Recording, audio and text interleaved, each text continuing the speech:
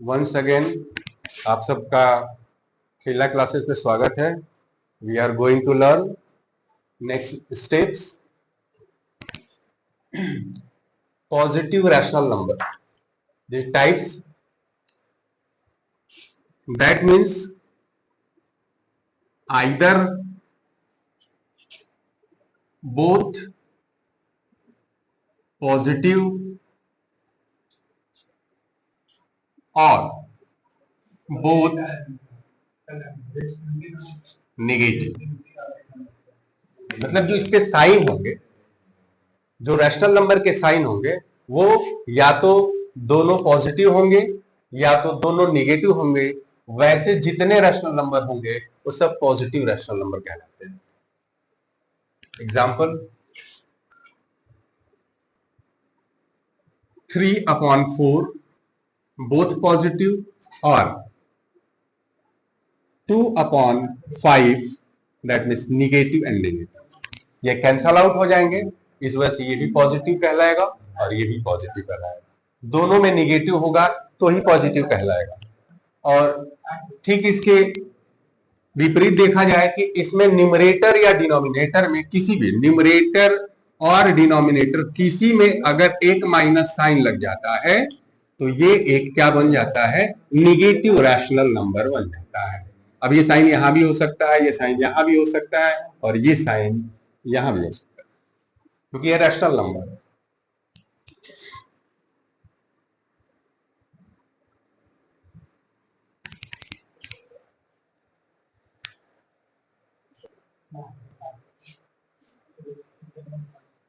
ये कुछ स्टेटमेंट है जो नंबर सिस्टम क्लास 9 एनसीईआरटी के बुक में एग्जाम्पल के फॉर्म में भी है और क्वेश्चंस के फॉर्म में भी है।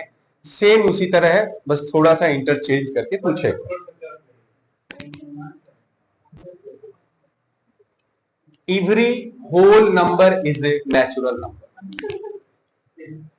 एवरी होल नंबर जो होता है वह एक नेचुरल नंबर होता है। मतलब हमें होल नंबर में नेचुरल नंबर मिल जाता है, लेकिन अगर हम होल नंबर को स्टार्ट करते हैं तो ये जीरो से स्टार्ट, 0 1 2 3 4 डॉट डॉट डॉट और ये इनफाइनाइट तक जाता है। ये एक साइन बनाया जाता है, ये एक सेट होता है। सारे जो नंबर होते हैं सबका एक सेट होता है, यानी ग्रुप होता है, जिसको हम ग्रुप कहेंगे इस भाषा में। स्टेटमेंट अगर देखा जाए तो ये स्टेटमेंट एक फॉल्स होगा, क्योंकि इसमें जो नेचुरल नंबर होता है वह केवल यहां से शो किया जाता है और साथ में इसमें जीरो भी आ गया है। अगर जीरो आ गया है तो इसका मतलब अब ये है कि सभी जो होल नंबर होंगे वो नेचुरल नहीं होंगे, क्योंकि नेचुरल में जीरो नहीं होता और ये सभी होल की बात कर रहा है, उस होल में जीरो भी है, तो ये स्टेटमेंट फॉल्स हो जाता है।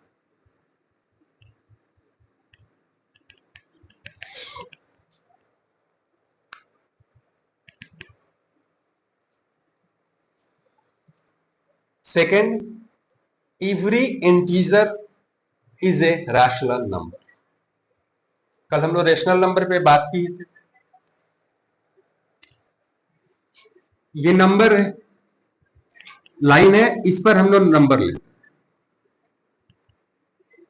ये एक लाइन है, towards right side, towards left side, if we choose at the centre point O 0। Right side positive number मिलेंगे, नेगेटिव नंबर सब मिलेंगे और यहाँ पॉजिटिव नंबर। हम आगे तक भी जा सकते हैं। एवरी इंटीजर, ये इंटीजर की बात कर रहा है। इंटीजर पॉजिटिव भी होते हैं और नेगेटिव भी होते हैं, ठीक है। मतलब इनका ग्रुप होता है। ये जितना नंबर लाइन पर है जो अभी लिखा है और इसके आगे जितनी काउंटिंग हो सकती है, इसके भी पीछे काउंटिंग है, ये इनफाइनाइट तक ये भी जाते हैं, इनफाइनाइट तक भी जाते हैं। ये सभी के सभी इंटीजर है और कह रहा है इसे रैशनल नंबर। तो रैशनल नंबर की डिफिनीशन ये थी कि कोई भी number can be expressed in the form of p upon q and q is not equal to 0, यानी जीरो जीरो नहीं होना चाहिए। तो दैट मीन्स हम सभी नंबर को p अपॉन q के फॉर्म में लिख सकते हैं। दैट मीन्स -2/1 लिख सकते हैं, ये भी 1 लिख सकते हैं, ये भी 1 लिख सकते हैं, ये भी 1 लिख सकते हैं, ये भी तो सबको लिख सकते हैं। यानी सभी के सभी नंबर P/Q के फॉर्मेट में आ गया, but Q not equal to 0, कहीं नीचे डिनोमिनेटर कहीं भी 0 नहीं, 0 ना होने के कारण इसका मतलब हम इसको रैशनल नंबर कह सकते हैं, यानी सारे इंटीजर्स रैशनल नंबर होंगे, यानी ये स्टेटमेंट को हम ट्रू बोल सकते हैं।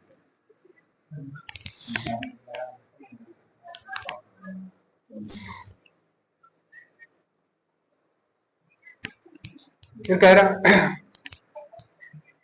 अब ये इसका देखा जाए तो कन्वर्स, हम किसी बात को बोले फिर उसका उल्टी बात है, हम उल्टा कर रहे हैं, स्टेटमेंट उल्टा दिया था। मतलब इसमें कहा every integer is a rational number, इसमें कह रहा है every rational number and integer. Third देखिए,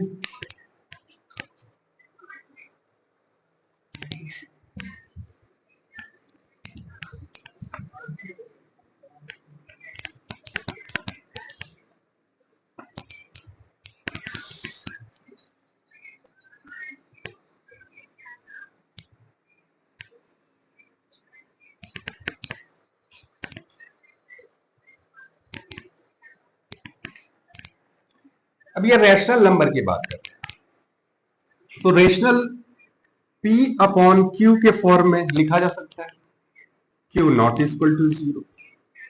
दैट मीन्स अगर हम एक एग्जांपल में 2 को लेते हैं तो 2 को 2/ लिख सकते हैं और साथ में 2 भी लिख सकते हैं। तो इस स्टेटमेंट से तो देखने पे लग रहा है कि ये एक रैशनल नंबर भी और इंटीजर भी, तो इस स्टेटमेंट से तो ये स्टेटमेंट ट्रू लग रहा है। लेकिन इसने कहा रैशनल नंबर, तो रैशनल नंबर केवल इंटीजर्स वाले नंबर तो होते नहीं है, साथ में उसने बोला है कि एवरी इंटीजर बस रैशनल है। रैशनल हम ये भी जानते हैं कि अगर इसे लिखे 3/5, यह भी एक रैशनल नंबर। अब इसको हम इससे डिवाइड करेंगे, तो जब ये डिवाइड करेंगे तो ये 0.6 है, यानी ये डेसिमल नंबर है, और डेसिमल नंबर इंटीजर होता नहीं। तो जब इंटीजर नहीं होता है तो यहां से स्टेटमेंट ये पता चला कि नहीं, every rational number is an not an integer. कुछ हो सकते हैं लेकिन सभी नहीं, तो ये भी स्टेटमेंट फॉल्स है।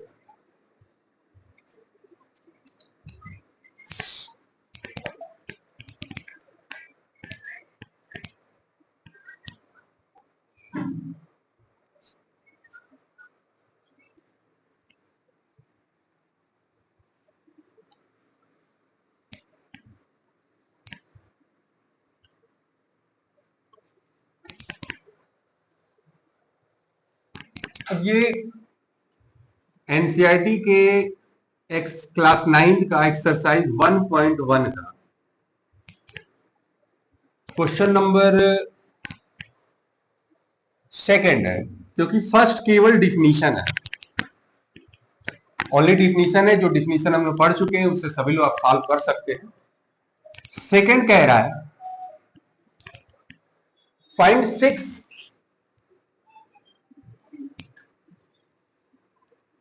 Rational number between 3 and 4।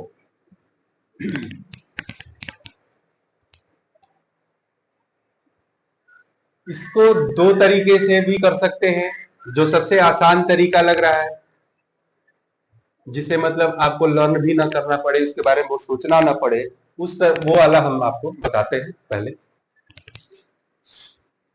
तो अगर इसका हम सॉल्यूशन देखें तो सॉल्यूशन से पहले एक चीज आपकी जरूरत पड़ेगी, A/B/C/D, मतलब ये फ्रैक्शन का भी फ्रैक्शन है, तो हम इसे इसके साथ मल्टीप्लाई कर देंगे। अगर देखा जाए तो जो पास वाला है पास के साथ मल्टीप्लाई कर दीजिए, दूर वाला दूर के साथ मल्टीप्लाई, ये आपको जरूरत पड़ेगी आगे, इसलिए मैंने पहले इसको बता दिया, इसकी देखिए जरूरत पड़ेगी।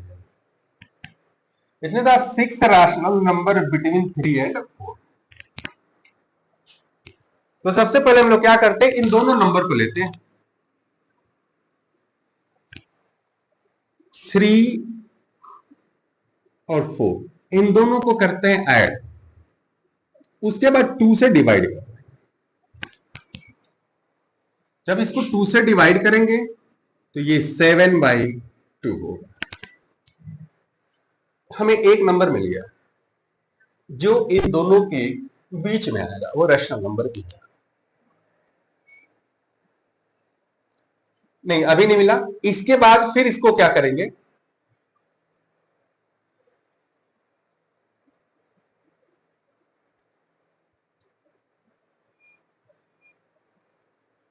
ठीक है, 2 3 सही है, ये एक मिला। अब ये जो है इसको हम थोड़ा सा अरेंज कर लेते हैं ऐसे, जिससे हम लोग को बहुत आसानी हो इस तरह।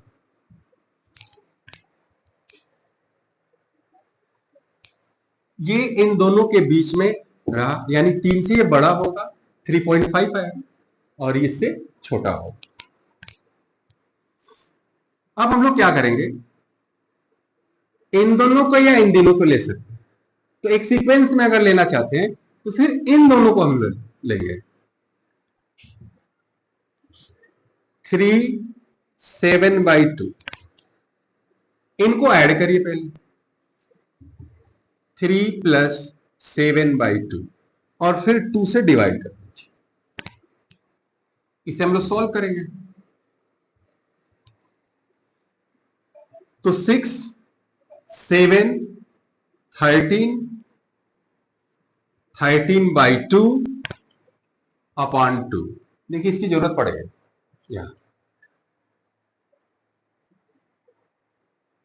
अब हम लोग क्या करेंगे, a अपॉन बी और c अपॉन डी, मतलब अपॉन 1 लिख सकते हैं। तो ये पास वाला है तो इससे फिर ये मल्टीप्लाई हो जाएगा, 13 अपॉन हो जाएगा 4। अब ये इन दोनों के बीच का हो गया, तो 3 less than 13 upon 4 less than 7 upon 2 less than 4। ये पहला मिला, ये दूसरा मिला। अब ये प्रोसेस हम उतनी बार करेंगे जब तक हमें 6 बार ना मिले। वंस अगेन अब हम इन दोनों को लेंगे 3 एंड 13 अपॉन 4, फिर इसको ऐड करेंगे 3 + 13 upon 4, that means 12 + 13 upon 4, that means 25 upon 4, फिर 2 से डिवाइड करेंगे।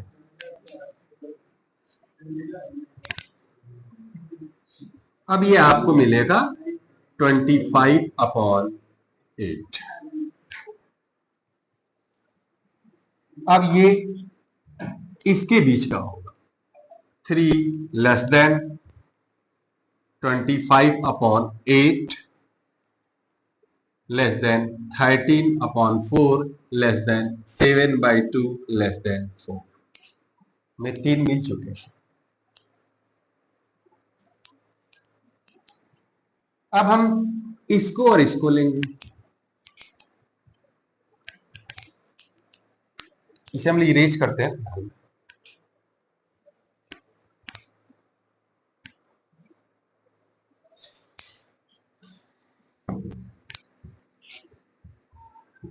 वो सीक्वेंस रखेंगे बस, ताकि ये पता चलता रहे कि किसके किसके बीच लेना है।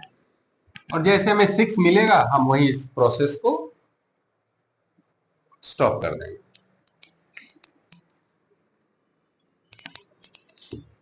3 + 25 upon 8, that means 24 + 25 upon 8, that means 49 upon 8 upon 2, 49 upon 16।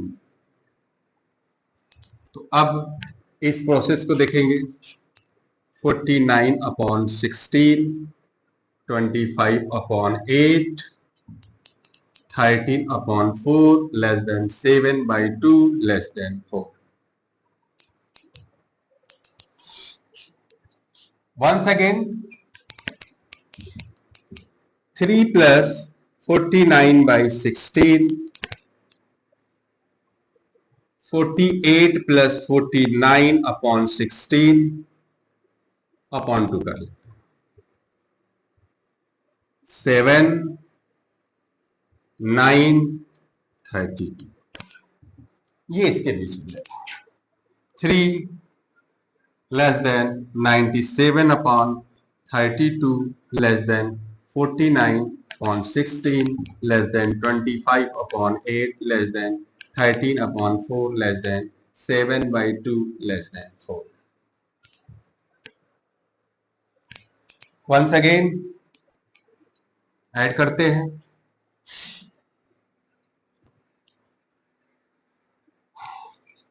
3 plus 97/32 square करेंगे. 6, ये एलसीएम उलसीएम जानते हैं, क्लास 9 तक आ गए आप लोग तो उसको बताने की जरूरत नहीं है, 3/1 है.